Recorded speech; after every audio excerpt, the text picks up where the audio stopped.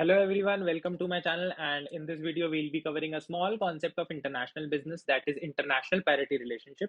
तो इसमें दो कॉन्सेप्ट्स आते हैं इंटरनेशनल पैरिटी रिलेशनशिप में। दो छोटे कॉन्सेप्ट्स आते हैं, वो है पहला है आपका इंटरेस्ट रेट पैरिटी, दूसरा है परचेज पावर पैरिटी। तो without wasting any time let's dig into it. चलो पढ़ते हैं इसको, एक बार देखते हैं क्या लिखा हुआ है यहाँ पर। International parity relationship. देखो, इंटरनेशनल मतलब जब हम दो से ज्यादा कंट्रीज या दो की कंट्रीज की बात करते हैं, मिनिमम टू मैक्सिमम कितनी भी हो सकती है। पैरिटी मतलब बराबर। रिलेशनशिप मतलब उन दोनों के बीच में कोई रिश्ता होना चाहिए। तो अब देखो इसको समझते हैं। तो इसमें दे रखा है, there exist a definite relationship between interest rate, inflation rate और exchange rate. Interest rate, inflation rate और एक्सचेंज रेट, इन तीनों के बीच में कोई रिश्ता है जो हमारे को पता लगाना है कि क्या रिश्ता है। ठीक है। तो पहला हम इसमें पैरिटी में पहली टाइप की पैरिटी है हमारे पास, जो इंटरेस्ट रेट पैरिटी। अब देखो समझते हैं भाई ये कॉन्सेप्ट क्या कहना चाहता है हमारे को। इंटरेस्ट रेट पैरिटी क्या कहना चाहती है, पहले तो हमारे को पता ही है इंटरेस्ट क्या होता है। भाई या तो हम जब लोन लेते हैं तो हमारे को जो पैसे देने पड़ते हैं इंटरेस्ट के फॉर्म में, ठीक है, फीस के फॉर्म में, दैट इज इंटरेस्ट। या हम किसी को लोन उधार देते हैं, पैसा उधार देते हैं, तो हम सिर्फ क्या 100 रुपए अगर हमने किसी को उधार दिया तो हम वापस उससे 3 महीने 6 महीने बाद सिर्फ 100 रुपए लेंगे? नहीं। जो हमने वक्त, टाइम वैल्यू ऑफ मनी का कॉन्सेप्ट हमने पढ़ा हुआ है कि भाई फाइनेंशियल मैनेजमेंट में जो भी पैसा है उसकी हर साल वैल्यू ओवर द ईयर्स कम होती रहती है। The 100 rupees that you have today will have laser value next year. So that is what is time value of money, everybody is aware about it. तो यहाँ पे इंटरेस्ट रेट पैरिटी का मतलब यहाँ पे ये है, इंटरेस्ट ब्याज रेट अलग अलग कंट्रीज में सेम रेट है क्या ब्याज का? नहीं, इंडिया में ज्यादा है शायद, किसी कंट्री में कम होगा, किसी कंट्री में बहुत ज्यादा होगा। तो इंटरेस्ट रेट यहाँ पे हम एग्जांपल के थ्रू समझते हैं। ब्याज, इंटरेस्ट, इंटरेस्ट का रेट इंडिया में लिया गया है। ठीक है, सबसे पहले हम एक बात करते हैं इन्वेस्टर की। इन्वेस्टर के पास 1,000 रुपए हैं और वो लगाना चाहता है, इन्वेस्ट करना चाहता है ताकि वो उससे प्रॉफिट कमा सके। ठीक है। तो इंटरेस्ट, उसके पास 1,000 रुपीज है, तो उसको दो जगहों पे इन्वेस्ट कर सकता है। या तो वो इंडिया में करेगा जहां पे 14% पर एनम लिखा हुआ इंटरेस्ट मिलेगा उसको, या फिर वो यूएसए में पैसा लोन देगा, ठीक है, या इन्वेस्ट करेगा, 9% पर एनम के हिसाब से उसको मिलेगा।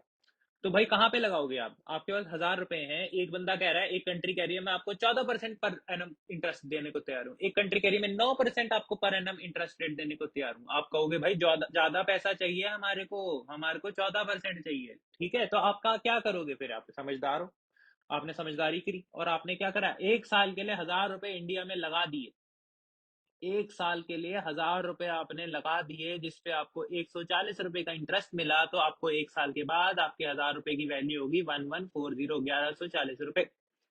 यूएस में अगर आप करते 9% के हिसाब से, तो ऑब्वियसली 1,000 पे 9 रुपीज के हिसाब से आपको कितने मिलते? सॉरी, 9% के हिसाब से आपको कितने मिलते? ठीक है। तो सबसे पहले आपको, अगर इंडिया में आप रहते हो, इन्वेस्टर इंडिया का है, इंडिया के रुपीज को पहले उसको कन्वर्ट करना पड़ेगा डॉलर में। ठीक है, तो 50 रुपए का हमने एग्जाम्पल के तौर पे यहाँ पे लिया हुआ है, 50 रुपीज पर डॉलर। ठीक है, so he will convert and he will get $20 in return. 1000 divided by 50 is equals to 20। ठीक है, $20।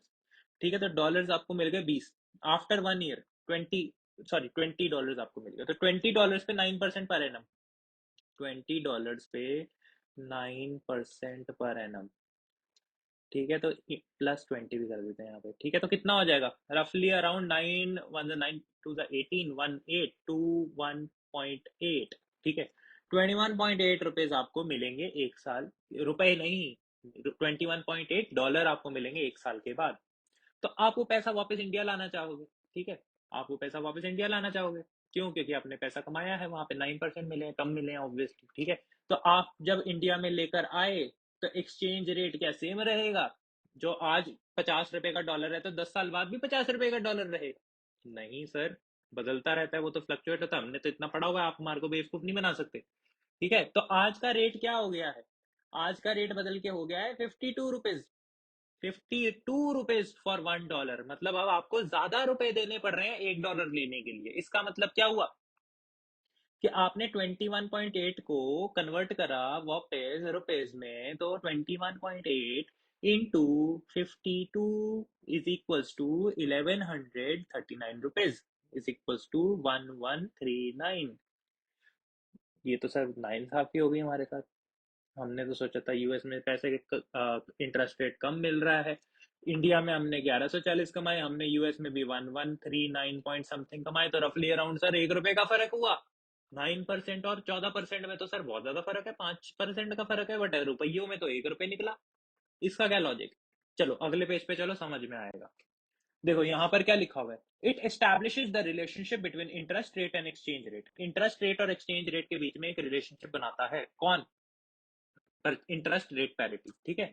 If the rate of interest is different in different countries, दो कंट्रीज में रेट ऑफ इंटरेस्ट अलग अलग है, तो उस केस में आपका interest sorry exchange rate will adjust itself in such a manner that the real return remains the same. जैसे अभी हमने पीछे देखा था, इंडिया में हमने लगाए 14% पर एनम के हिसाब से 1,1140 रुपीज हमने कमाए थे, 1140। और सिमिलरली हमने यूएस में भी पैसा लगाया, पैसा कन्वर्ट करा डॉलर में, डॉलर से वापस रुपीज में कन्वर्ट करा, हमने देखा यार दोनों में तो हमारे को 1140 के अराउंड ही मिल रहे हैं। तो इसका मतलब क्या हुआ, इंटरेस्ट रेट पैरिटी कहती है भाई भले ही आप यूएस में पैसा इन्वेस्ट करो, भले ही आप इंडिया में पैसा इन्वेस्ट करो, भले ही आप किसी और कंट्री में पैसा इन्वेस्ट करो, इंटरेस्ट रेट पैरिटी कहती है कि इंटरेस्ट रेट भले ही दो कंट्रीज में अलग हो, रियल रिटर्न जो आप पैसा कमाओगे वो दोनों कंट्रीज का सेम रहेगा। क्यों? जब आप कन्वर्जन करोगे, क्योंकि exchange rate will fluctuate itself, change itself in such a manner that the real return will remain the same in both the countries. For example अब देख लेते हैं यहाँ पर क्या दे रखा है, अगर rate of interest is in India is greater, ठीक है, और देन यूएसए, देन उस केस में क्या होगा, Indian currency will depreciate, Indian currency की वैल्यू कम हो जाएगी in the future with respect to dollar. This implies that exchange rate differential, forward or spot rate, will be equal to interest rate differential of the two countries. Simple C language में लिखा हुआ अगर मैं आपको बताऊं, ये कह रहा है कि अगर इंटरेस्ट रेट इंडिया में ज्यादा मिलता है तो एक्सचेंज रेट जब इस तरीके से फ्लक्चुएट करेगा या इस तरीके से बदलेगा कि इंडिया की करेंसी की वैल्यू डेप्रिशिएट हो जाएगी, ताकि जब आप डॉलर में वापस कन्वर्ट करोगे रुपीज को, तो मतलब जब आप डॉलर से वापस रुपीज में कन्वर्ट करोगे तो आपकी वैल्यू जो आएगी रफली अराउंड सेम आएगी, ठीक है। तो इसका ये फॉर्मूला दे रखा है यहाँ पर, वन रेट आर है आपका rate of interest, domestic D for domestic, one divided by आएगा 1 + आर एफ मतलब रेट इंटरेस्ट रेट जो फॉरेन कंट्री में है, ठीक है, is equal to future rate domestic by foreign into spot rate domestic by foreign, ठीक है। तो ये आपका फॉर्मूला है। इसके बाद ये छोटा सा क्वेश्चन है, we can go through it, you can go through it, pause करके एक बार देख लो, सिंपल सा समझ आ जाएगा। आगे आ जाओ, परचेज पावर पैरिटी, ठीक है। परचेज पावर पैरिटी क्या कहता है?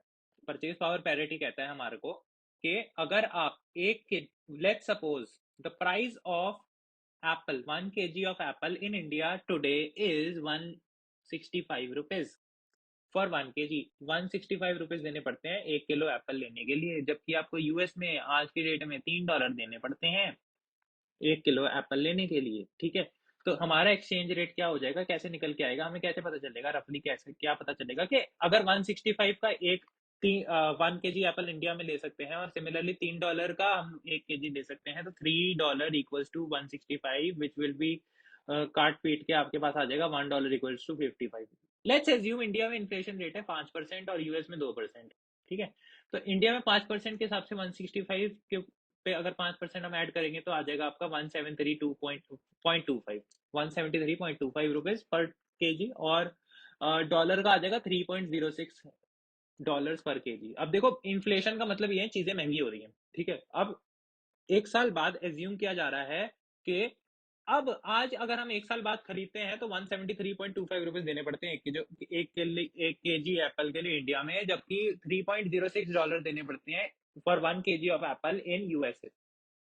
और ये परचेज पावर पैरिटी कहता है, पैरिटी मतलब सिमिलैरिटी, परचेज पावर पैरिटी कहता है कि inflation differential is equal to exchange rate differential. अब देखो पीछे क्या आ रहा था, इंटरेस्ट रेट डिफरेंट होने के बावजूद एक्सचेंज रेट अपने आप को इस तरीके से फ्लक्चुएट कर रहा था या चेंज कर रहा था, जिसकी वजह से रियल रिटर्न जितने रुपए आपने यूएस में कमाए उतने आपने इंडिया में कमाए। सिमिलरली परचेज पावर पैरिटी में भी यही हो रहा है कि अगर आपने इंडिया में 165 रुपीज का एक 1 kg ऑफ एप्पल है और $3 का 1 kg ऑफ एप्पल है, तो अगर कल को इन्फ्लेशन अलग अलग भी है दोनों कंट्रीज में, 5% इंडिया में, 2% के अराउंड यूएस में, तब भी देखो 2% अलग है और 5% अलग है, तब भी एक्सचेंज रेट अपने आप को उस तरीके से बदल लेगा ताकि आपको जितना लगभग कॉस्ट इंडिया में पड़ रहा है उसको खरीदने का, उतना ही लगभग कॉस्ट आपको कहाँ पे पड़ेगा, यूएस में। ठीक है, सो यहाँ पे सिंपल दे रखा है, in simple word purchase power parity states that identical good should cost same in all the Nations. अलग अलग नेशंस में आइडेंटिकल गुड्स की कॉस्ट सेम होनी चाहिए, assuming non existence of tariff और अदर ट्रेड बैरियर्स। भाई टैरिफ और other trade barriers को हम इग्नोर कर रहे हैं। And zero cost of transportation, भाई कॉस्ट ऑफ ट्रांसपोर्टेशन को भी हम इसमें एज्यूम कर रहे हैं कि नहीं है। This means that exchange rate must adjust itself in such a manner that price of the two goods in different countries remain identical despite अलग अलग उनकी इन्फ्लेशन है उन कंट्रीज की। सो सिंपल सा कॉन्सेप्ट, आई होप आपको समझ में आ गया है। So let's end the video over here and we will meet in the next video. Thank you so much.